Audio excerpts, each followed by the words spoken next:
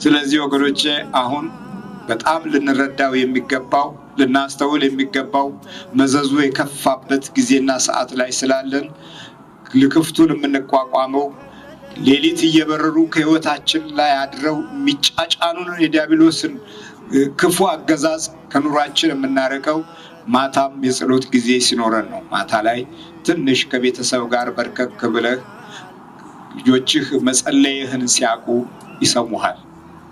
መንበርከክህን ሲያቁ ይሰሙሃል፣ ያደምጡሃል። መጸለዩ ከሌለ ልጆች ጸልዩ የምትል ከሆነ አንተ ተኝተህ ልጆች እንዴት አድርገው መጸለይን ይለምዳሉ?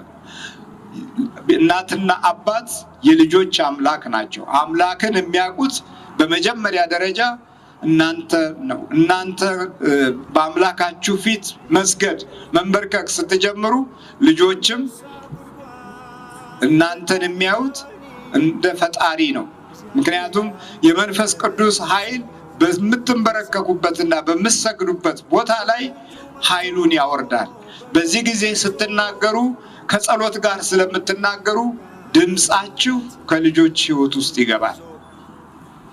ስለጸለያችሁ ስላመሰገናችሁ ድምጻችሁ አንድ ነገር ብትናገሩ የተከበረ ድምጽ ሆኖ ይወጣል። የሚያስከብረው ጉልበት፣ ዘዴ፣ ጥበብ፣ ሳይኮሎጂ፣ ርዕዮተ ዓለም አይደለም። የጸለያችሁበት ድምጽ በልጆች ልቦና ውስጥ ይተከላል። ትንሽ ነገር በህይወታቸው ውስጥ እንዲቆይ የሚያግዛቸው መንፈስ ቅዱስ ጆሮአቸውን ይከፍታል። ስትጸልዩ ነው። ከዓይነ ጥላ ጋር ስለምታወራ እንዴት አድርገህ ነው ልጁ የሚሰማ? እናት ላይ ያለው ዓይነ ጥላ ልጁም ላይ አለ። እናትና ልጅ እንደተፋጠጡ ዓይናቸውን እንዳጉረጠረጡ እንደውም ትንሽ ልደግ እንጂ ቆይ ብሎ የሚዝትባትና የምትዝትባትም ጥቂት አይደለም። እንዲህ የሆነው ከመናፍስት ጋራ ህይወታችንን ስለጨረስ ነው። አባት ላይ ያለው ዓይነ ጥላ ከልጅ ጋር መፋጠጥ ነው። እናት ላይ ያለው ዓይነ ጥላ ከልጅ ጋር መፋጠጥ ነው። ልጆች ጋር ያለው እዛ ስለሚተያይ ማለት ነው። መግባባቱና ቋንቋው ይራራቃል። በጸሎት የምንናገረው ነገር ትንሽ ለጠቢብ ሰዓት ቃል ትበቆ እንዳለው ለጥበበኛ ለአስተዋይ ሰው ትንሽ ቃል ትበቀዋለች እንዳለው በመጽሐፈ ምሳሌ ላይ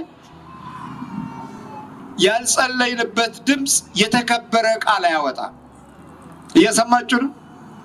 ያልሰገድንበት ጉልበት በረከት ሆኖ የሮጥንበትና የወጣንበት ላይ ገንዘቡ የተባረከ አይሆንም። ዝም ብለን ነው የምንሮጠው። ዝም ብለህ ነው የምትሮጠው። ስለዚህ ሩጫችንን የተባረከ የሚያደርገው በዕለት ኑሯችን ውስጥ በበጎ ነገር የሚያረካንን የአምልኮት ጊዜ ለእግዚአብሔር ስንሰጥ ነው። እግዚአብሔር ከሁላችን ጋር ይሁን።